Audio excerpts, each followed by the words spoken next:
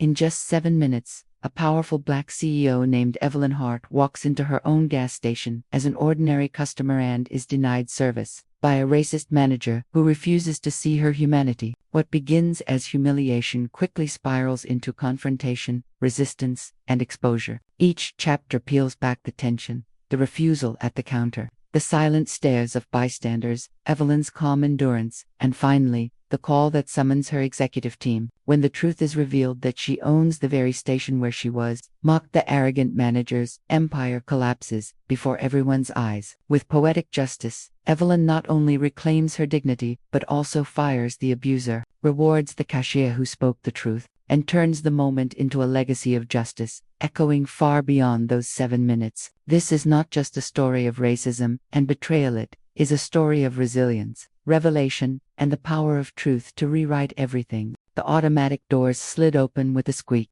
letting in the afternoon heat. A woman stepped inside, tall, poised, her tailored blazer catching the fluorescent light. Her heels clicked softly on the tiled floor. She carried herself like someone accustomed to respect, yet the moment she crossed the threshold, the air shifted.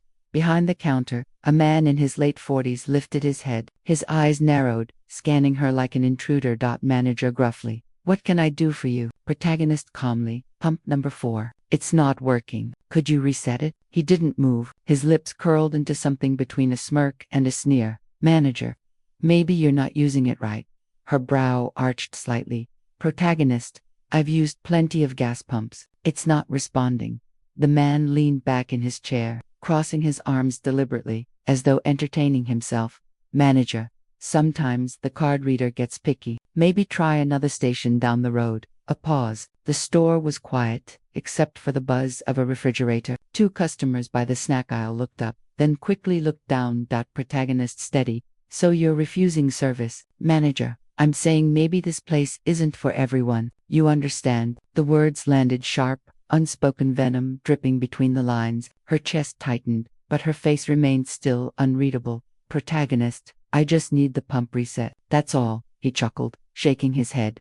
"Manager, lady, I said no." "Don't make this difficult." The customers froze. A young cashier shifted uneasily but said nothing. Silence pressed against the walls like a witness too afraid to testify.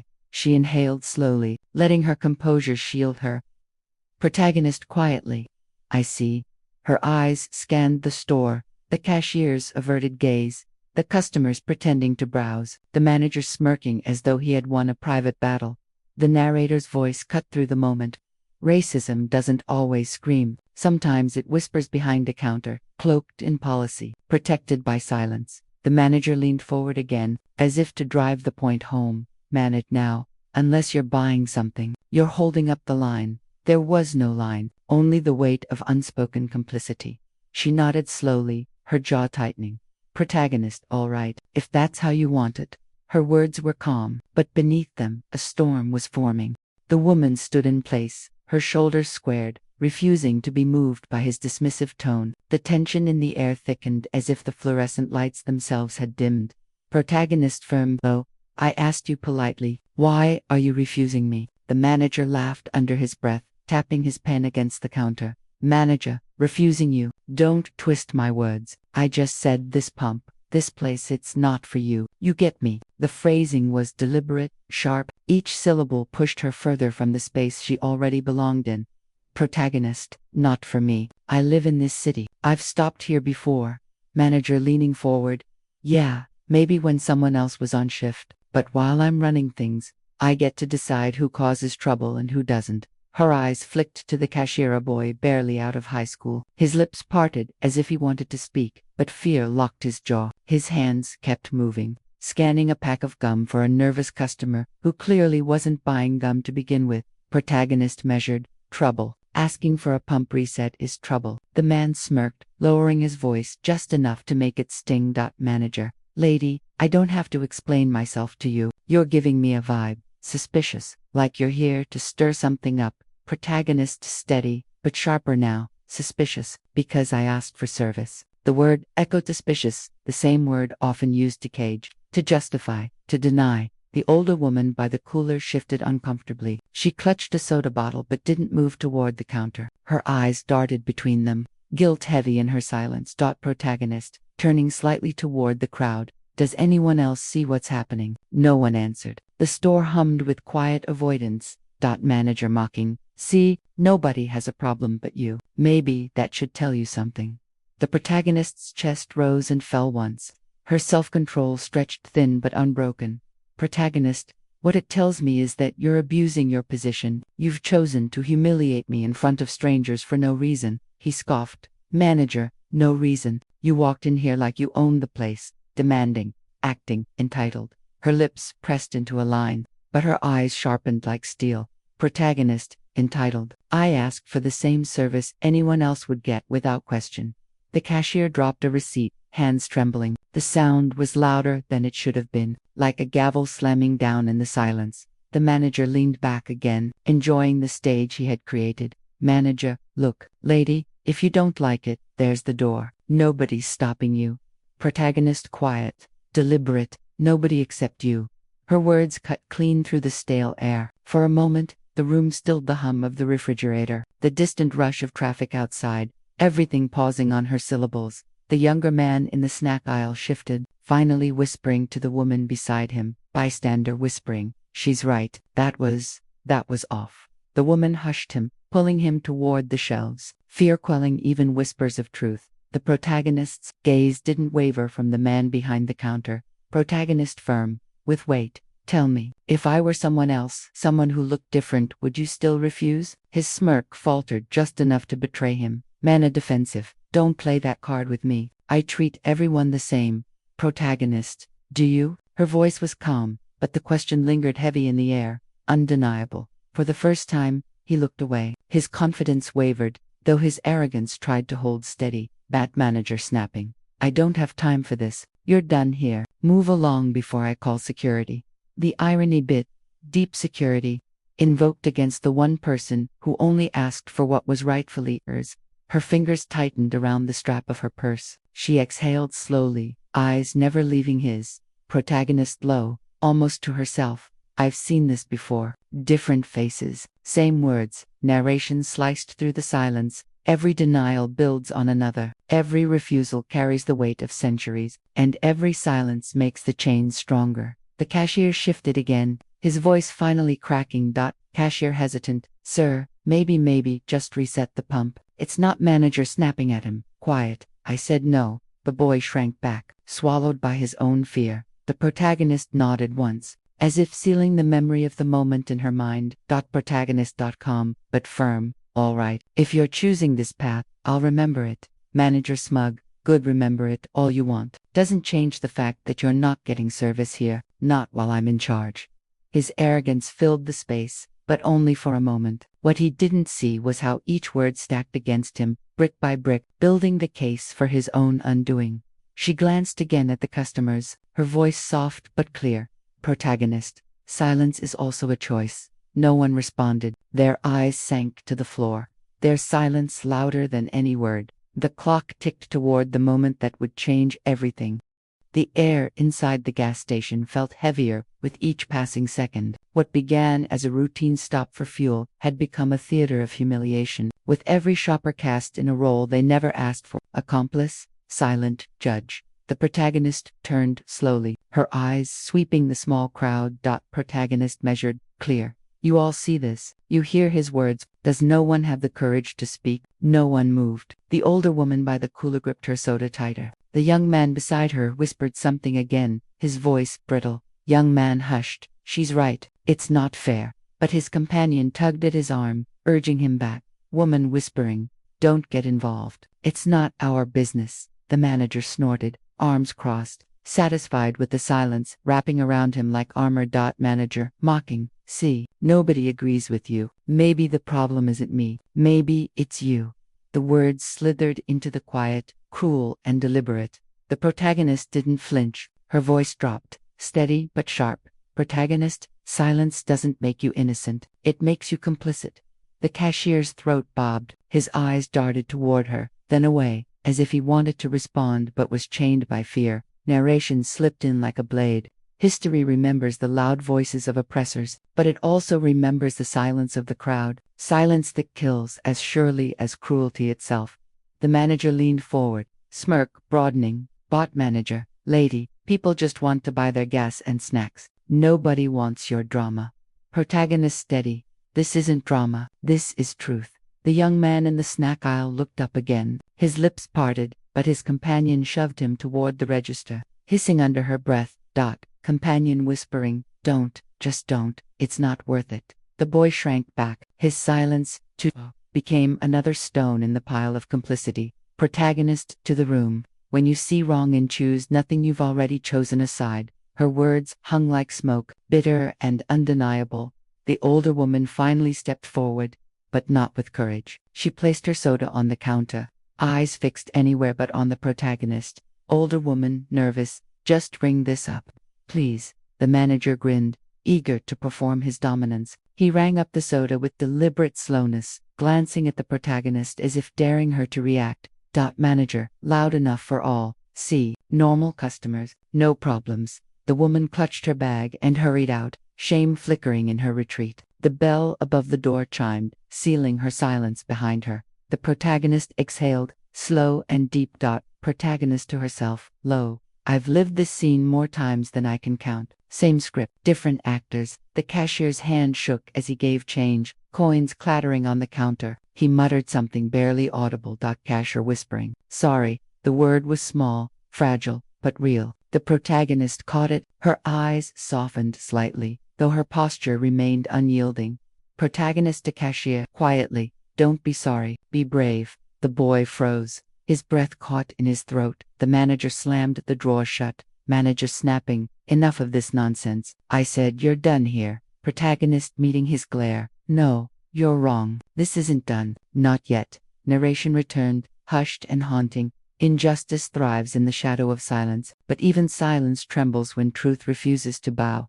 The clock on the wall ticked. 7 minutes had not yet passed. The weight of every second pressed into the air, dragging the bystanders deeper into complicity, and drawing the protagonist closer to revelation. The manager's arrogance swelled, blind to how close his fall was.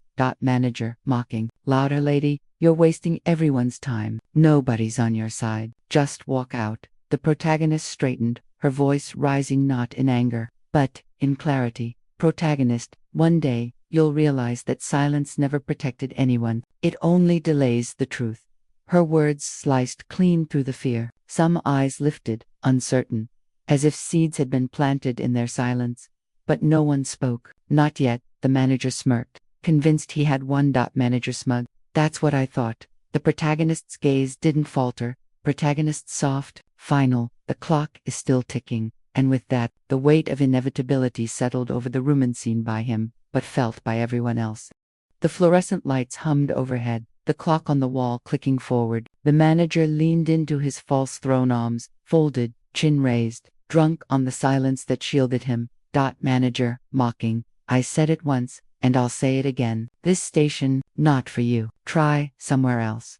The protagonist checked her watch. The second hand crept forward. 4 minutes gone, 3 more left to burn. Her gaze didn't waver. The protagonist measured. You enjoy this, don't you? He smirked, rocking back in his chair.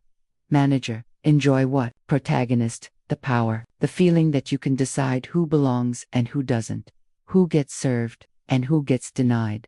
He chuckled, shaking his head. Manager, you're reading way too much into this. I don't owe you anything. Narration cut in like a sharp breath. Arrogance blinds men quickest in moments they believe themselves untouchable.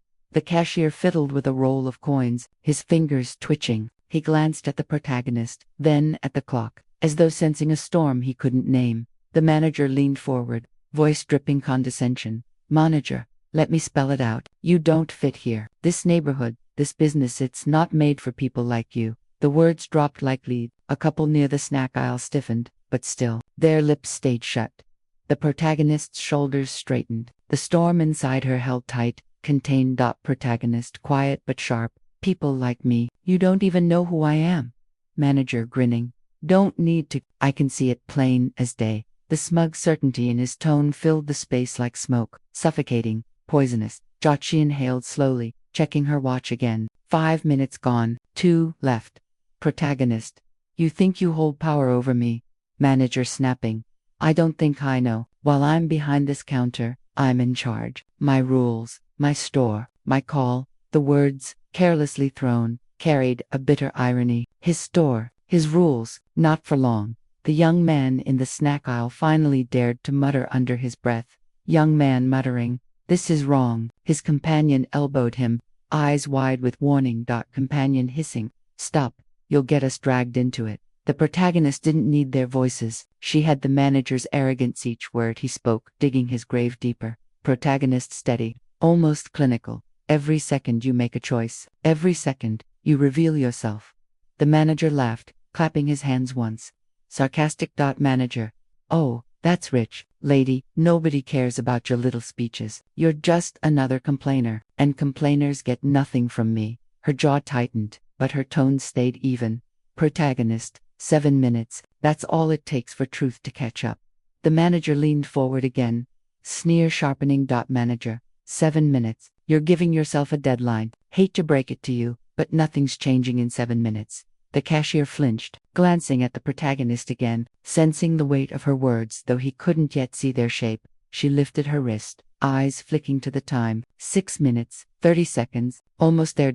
Protagonist low, to herself, almost. Manager mocking, "What's that?" Counting down the seconds until you leave with your tail between your legs. The protagonist's lips curved into the faintest trace of a smile. Protagonist soft, unwavering, "No." Counting down until you realize just how little power you have. The words sliced through the air, calm yet dangerous. Narration cut in, like a verdict. A tyrant's reign can last years or just 7 minutes. The difference is only when truth decides to arrive. The clock ticked again. 7 minutes had passed, and in that instant, the balance began to shift. The second hand swept past the 12. 7 minutes were gone. The protagonist drew in a slow breath, then reached into her purse. The crowd shifted, some curious, others uneasy, as she pulled out her phone with deliberate calm. The manager scoffed, mistaking her poise for surrender. Manager mocking, "Finally, calling a ride. Good idea, save us all the drama." She pressed a number on speed dial. The line clicked immediately. Protagonist low, precise. "This is Evelyn. I need you at the Greenfield station. Now." The words were short, steady, filled with authority. No explanation, no defense, just command. The manager laughed. Manager, "Evelyn, huh? Talking like you've got people who'll just show up when you snap your fingers." Protagonist, without looking at him, "They'll be here shortly." Manager snorting, "Sure. And maybe you're the president too." The cashier glanced up, startled by her tone. Something about the way she spoke, assured, sent a ripple of unease through him. The protagonist slipped the phone back into her bag, then folded her hands before her. Protagonist quietly, to herself, "Now we wait." The manager leaned forward, voice growing sharper.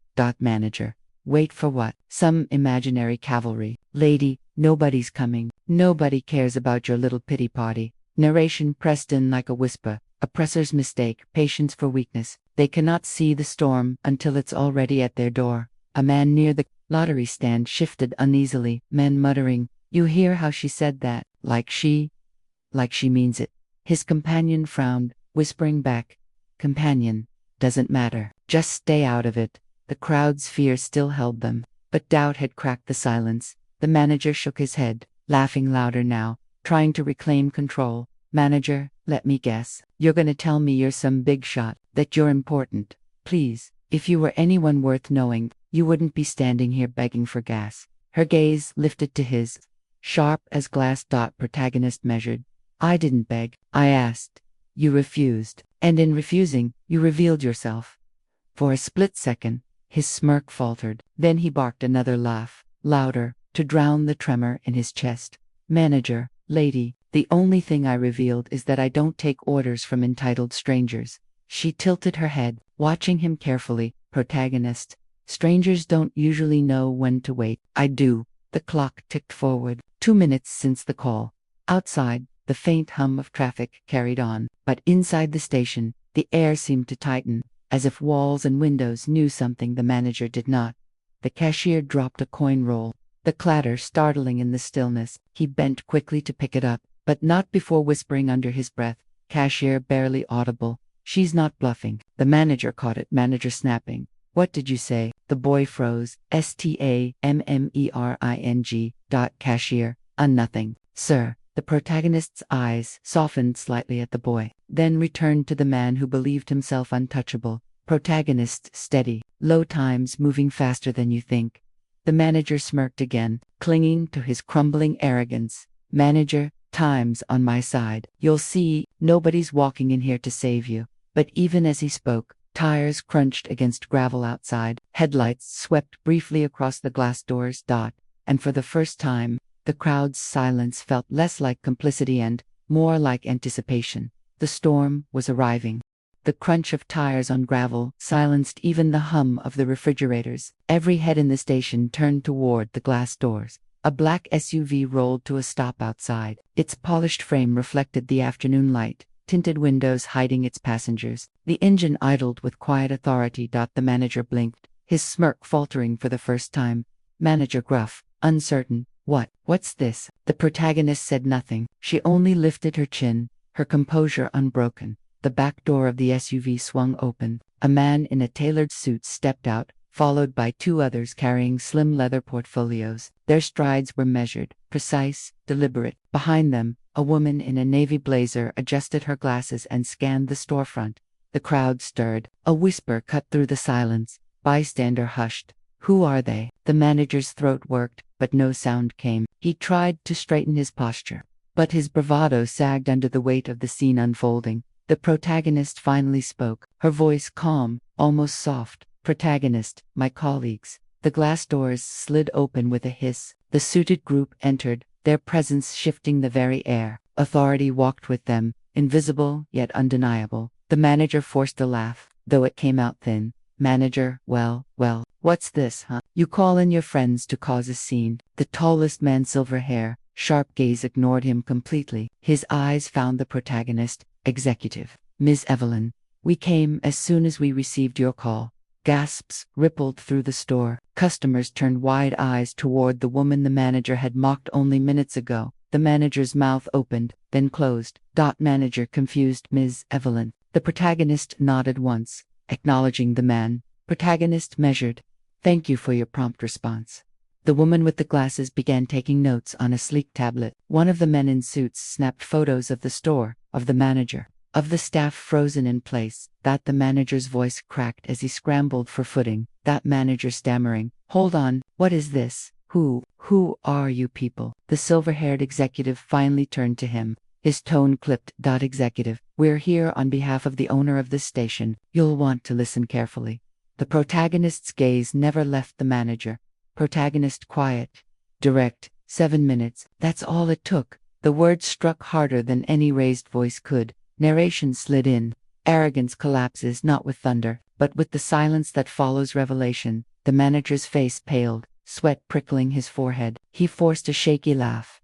Manager desperate. Wait, just a second. She's not who she says she is. She walked in here like any customer, demanded special treatment, tried to stir up trouble. The executive raised an eyebrow. Executive, is that your final statement? The man with the portfolio closed it sharply, as though sealing the manager's words in evidence. The cashier's voice cracked into the silence, finally breaking. Cashier blurting, that's not true. She just asked for a pump reset. He refused. He kept saying she didn't belong. Every head snapped toward him, his cheeks flushed, but he didn't stop. Cashier, stronger now. She didn't raise her voice once. He's lying. The protagonist gave the boy a small nod, her eyes soft with gratitude. The manager turned on him, red-faced. Manager shouting, shut your mouth. You don't know what you're talking about. The silver-haired executive stepped between them, his tone cool. Executive, enough. We've heard enough.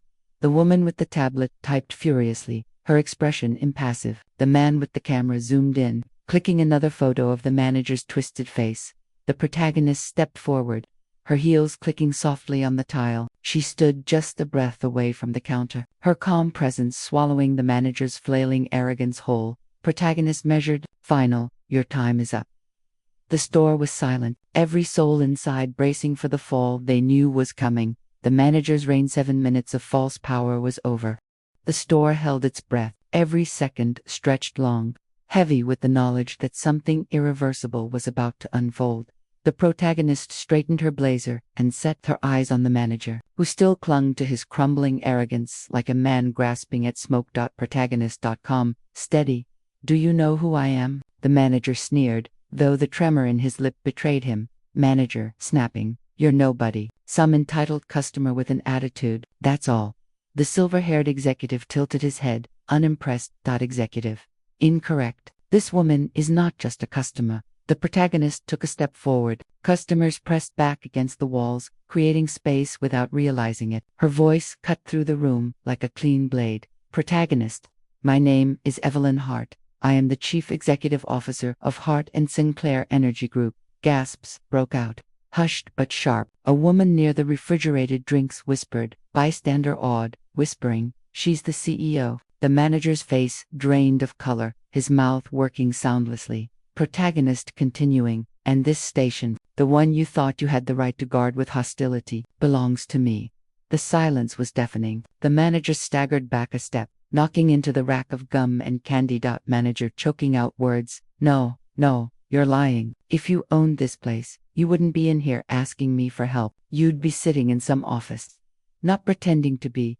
His words trailed off as he saw the documents pulled from one of the leather portfolios. The executive unfolded them on the counter, the Hart and Sinclair logo gleaming on the letterhead. Executive. Official ownership filings. Signed, sealed, dated. Evelyn Hart's name sits on every page. The woman with the tablet displayed the company registry screen, her finger tapping on Evelyn's photo, her title, her signature. The cashier's eyes widened. He exhaled, almost in relief. Cashier softly, to himself. I knew it. She carried herself different. The customers began murmuring, the weight of recognition falling on them. Some looked ashamed, remembering how they'd laughed under their breath when the manager mocked her. Others looked furious at him, at themselves, at the system that had made them believe his sneer over her silence. The manager's voice cracked. Desperate now. Manager pleading, listen, I didn't know. Nobody told me. She didn't say who she was. How was I supposed to know? Evelyn's gaze was steady. Protagonist. You didn't need to know my name. You only needed to recognize my humanity. And you failed. Narration slipped in like a cold wind. Racism does not ask for proof of power. It assumes weakness and enforces it, until truth rips the mask away. The manager's shoulders slumped. His words tumbled, incoherent. Manager rambling. I was just doing my job, protecting the place. Anyone could walk in here. Claiming. Protagonist cutting in, sharp. Protecting it from whom? From me. From someone with my skin, my face, my silence. The crowd shifted uneasily. The cashier lowered his gaze, guilt burning in his eyes. The executive placed a hand on the counter. His voice cold. Executive, you have embarrassed this company, this brand, and this woman your employer. Consider this your final moment as manager. The words landed like a gavel. The manager's knees seemed to give out. Manager stammering. You can't just fire me like this. Not here. Not in front of everyone. Evelyn's lips curved not into a smile, but into something sharper, cleaner. Protagonist final, unwavering. I can, and I am. She turned to the cashier, whose hands trembled as he clutched the register.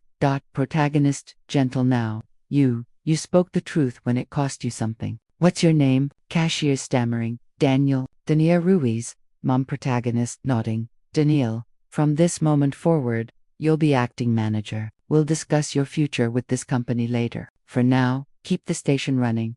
Daniel's jaw dropped. His eyes shone, and for a moment he couldn't find words. Finally, he nodded, his voice breaking. Daniel, yes ma'am, thank you. The manager spun toward him, spittle flying. Manager screaming, you little rat, you think you can take my job. You think she's really gonna? Two security officers, arriving with the executive team, flanked him and placed firm hands on his arms. His protests melted into pathetic whimpers as they guided him toward the door. Manager weak, fading. This isn't fair. This isn't right. Evelyn's gaze followed him until the doors shut behind his collapsing figure. Narration. Fairness is not a shield for cruelty. Justice arrives when arrogance rots under its own weight. The customers began clapping, hesitant at first, then louder. Some shouted apologies. Others muttered blessings. The applause swelled into a strange, awkward chorus of relief and vindication.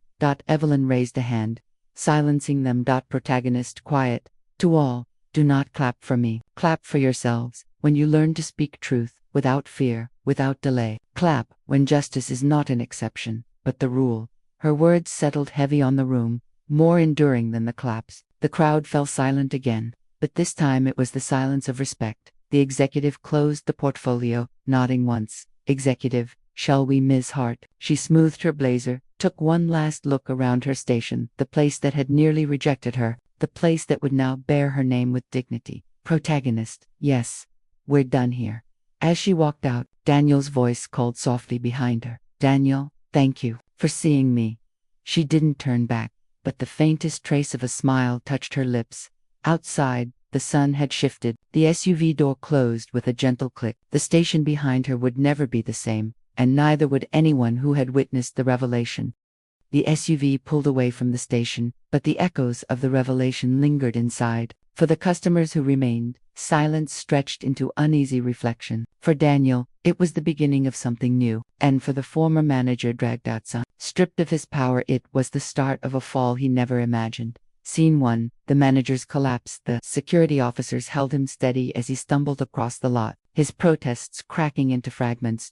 Manager pleading, breathless, wait, you can't. I didn't mean it. It was a misunderstanding. You can't ruin my career over this. The silver-haired executive's voice cut through. Executive, you ruined yourself. All we did was shine a light.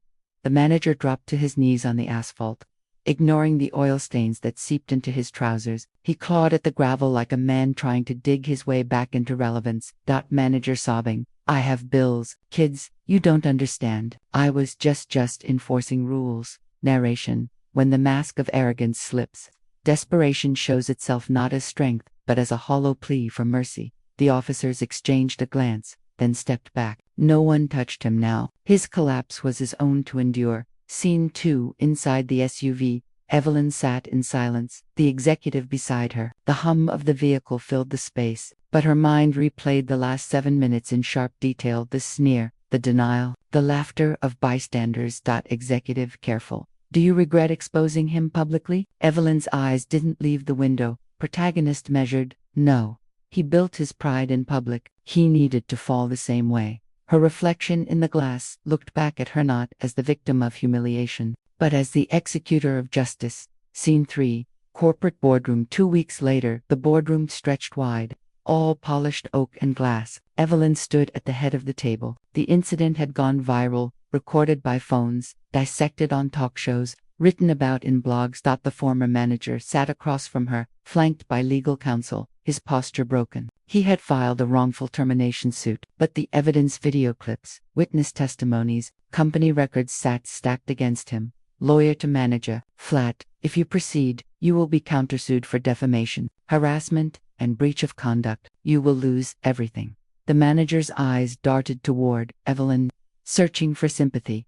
Manager whispering, hollow, please, don't destroy me. You've already taken my job, my name. Evelyn leaned forward, her tone quiet but unyielding. Protagonist, you destroyed yourself. I only chose not to hide it. The lawyer closed the folder. Lawyer, if you agree to withdraw your suit and sign this non-disclosure, we'll waive additional damages. This is the only mercy you'll get. His hands shook as he signed. When the pen slipped from his fingers, it clattered like a gavel closing on his downfall. Scene for Daniel's promotion. Back at the gas station, Daniel adjusted his new name tag, manager. His hands trembled as he pinned it on, but pride straightened his shoulders. Customers greeted him differently now, respect in their tone, not dismissal. Evelyn visited quietly, without ceremony. She stood near the counter as Daniel noticed her and rushed over. Daniel grateful, emotional. Ms. Hart, I mean, Ms. Evelyn, I can't thank you enough. You saw me when I didn't even see myself. She smiled faintly. Protagonist, gentle. You told the truth when it mattered. That's all I ask of anyone who works under my name. Daniel's eyes watered. Daniel, I won't forget it ever. Narration. Poetic justice is not only the fall of the unjust, it is the rise of those who dared to speak truth against silence. Scene 5. The manager's new reality. Weeks later, in a dim bar off the highway, the former manager sat hunched over a glass of cheap whiskey. His phone buzzed with rejection after rejection. No station would hire him. No company would risk the scandal. A man at the counter recognized him from the viral clip. Bystander mocking. "Hey, aren't you the guy who got fired by his own boss? The racist manager." Laughter erupted around him. The title clung to him, tighter than any name ever had. He lowered his head, shame pressing down like iron. Narration. When arrogance writes your legacy, humiliation becomes the ink that seals it. Scene 6. Evelyn's reflection one evening. Evelyn returned to the station. She parked under the glowing canopy, the air thick with gasoline and night cicadas. She stepped out, breathing deep. The station was hers, not just in contract, but in truth. She watched as Daniel guided a customer with calm authority, his voice steady, his tone respectful. Her chest tightened, not with pain but with resolve. Protagonist soft. To herself, this is what it should have been all along. She turned toward her car, her shadow stretching across the pavement. Narration. Justice is never neat. It is messy, humiliating, transformative. It does not erase pain, but it redeems it with consequence. And sometimes, that is enough. Final scene. The last word. Back in her office, Evelyn drafted a memo to all station managers across the company. The subject line was simple: 7 minutes of power. The message beneath it was shorter still. Remember this story. Remember how quickly arrogance falls. Remember who you serve. And remember, justice is watching. She pressed send. Somewhere in the night, screens lit up. Managers read the words, felt the warning in their bones. And Evelyn leaned back, closing her eyes. The world had tried to deny her humanity, but in 7 minutes, she had rewritten the ending. Poetic justice had been served. The memo spread faster than gasoline catching flame. Within days, 7 minutes of power was whispered in break rooms, posted on bulletin boards, and dissected in company trainings. Managers who had once strutted with quiet arrogance now measured their words. Cashiers who had learned to swallow mistreatment began lifting their chins higher. The story was no longer just Evelyn's, it was a caution, a lesson, a mirror. Scene 1. The call from a stranger. One evening, Evelyn sat in her office when her assistant patched through a call. Assistant over intercom. "Ma'am, there's a customer who insists on speaking with you directly. He said it's important." Evelyn sighed, then pressed the line. Protagonist.com. "This is Evelyn Hart." A man's voice, shaky but resolute, came through. "Stranger, you don't know me. I was there that day, at the station. I laughed when the manager mocked you. I didn't speak up. I should have, and I didn't. I wanted to apologize." Evelyn's silence stretched, the man's breath hitched. Stranger pleading, "I'm sorry, truly. You didn't deserve it, and I don't want to stay silent ever again." Evelyn's voice softened, though her tone remained firm. Protagonist, your apology matters less than what you choose next. Speak when it costs you something. That is the only proof of change. The line went quiet. Then the stranger whispered, "Stranger, I will." Scene to Daniel's letter weeks later. Daniel handed Evelyn a handwritten letter. His palms were sweaty, but his eyes glowed with conviction. "Daniel, I wanted to thank you properly, not just for the promotion, but for showing me that telling the truth matters. My mom always told me to keep my head down, but now, I think she'll be proud of me." Evelyn read the words, her chest tightening. Narration. Poetic justice is not only about the guilty paying a price, it is about the innocent finding courage, the silenced finding voice. She folded the letter carefully, as though it were something fragile, something worth preserving. Scene 3. The manager's ghost. The former manager became a ghost in the community. People avoided his eyes at the grocery store. His children faced whispers at school. His name had been erased from rosters, yet etched permanently into rumor. He carried the weight of his 7 minutes forever. A reminder that arrogance, once exposed, stains deeper than silence ever could. Scene for Evelyn alone late one night. Evelyn stood on the balcony of her high-rise apartment. The city hummed beneath her, alive with lights and movement. She sipped tea, the warmth grounding her against the cool wind. She thought of that day, the sneer, the denial, the revelation. It had lasted only minutes, but it had altered lives. Protagonist, to herself. Soft, 7 minutes. That's all it takes to reveal a heart. Her reflection in the glass looked back no longer, the woman denied service, but the leader who turned humiliation into a legacy. Narration closed around her. Justice does not erase pain. It does not rewind time, but it does echo, in whispers, in warnings, in the courage of those who refuse silence. That echo is power, and it endures. Final scene. A new donut sunrise. Evelyn returned once more to her station. She stood by pump number 4, watching commuters fill their tanks. Daniel greeted customers with calm efficiency. The air felt different, lighter, charged, aware. A little girl tugged her mother's sleeve and pointed toward Evelyn. Little girl, whispering, "Is that her? The lady who owns this place?" The mother smiled faintly, nodding. "Mother, yes, that's her." The girl's eyes widened with wonder. Evelyn caught the look and returned it with a gentle nod. And in that small exchange, Justice's echo found its future. The city was quiet at dawn, its towers wrapped in mist. Evelyn sat at her desk, a single lamp casting a warm circle of light across papers, memos, and one small leather-bound journal. That she had not opened that journal in months. It was where she wrote thoughts too raw for boardrooms, too private for speeches. Tonight, no. This morning she opened it. Her pen moved slowly. Protagonist writing. September 14th. I was reminded again today that justice is not an abstract thing. It breathes, it bruises, it waits in silence until we give it a voice. She paused, staring out the window. The streets below stirred with delivery trucks, headlights glowing in the fog. Narration. For 7 minutes, the world had tried to strip her dignity. For 7 minutes, arrogance had strutted unchecked, but truth had taken its time. And then, like a tide, washed it all away. Evelyn continued to write. Protagonist writing. I wonder if people will remember the details, the sneer, the refusal, the boy who found courage, the crowd that stayed silent, or if they'll only remember the ending. Perhaps both matter. Perhaps the silence matters most, because it reminds us what not to be. Her pen scratched against paper. Steady, deliberate, protagonist writing. Justice is not mine alone to deliver. It belongs to every witness who refuses to look away. It belongs to Daniel, to the cashier who chose truth when fear was easier. It belongs to every girl who looks at me and dares to imagine her own place in the world. She set the pen down, letting the words rest. Scene 1. The visita knock sounded at her door. Daniel stood in the hallway, holding a box of station records. Daniel sheepish. Sorry to bother you, Ms. Hart. Just thought you'd want the updated numbers. She waved him in. He placed the box carefully on her desk, then lingered, shifting on his feet. Evelyn gentle. Something on your mind? Daniel earnest. I wanted you to know, I won't waste what you gave me. The promotion, the trust. I've been telling my staff, 7 minutes can change everything. Don't be the one who wastes them. Her chest warmed. She nodded once. Evelyn. Good, that's all I need to hear. He left, leaving the faint echo of his words behind. Scene 2. Evelyn alone. Again Evelyn picked up the journal once more. She wrote a final line. Protagonist writing. 7 minutes nearly broke me, but they built something greater in their place.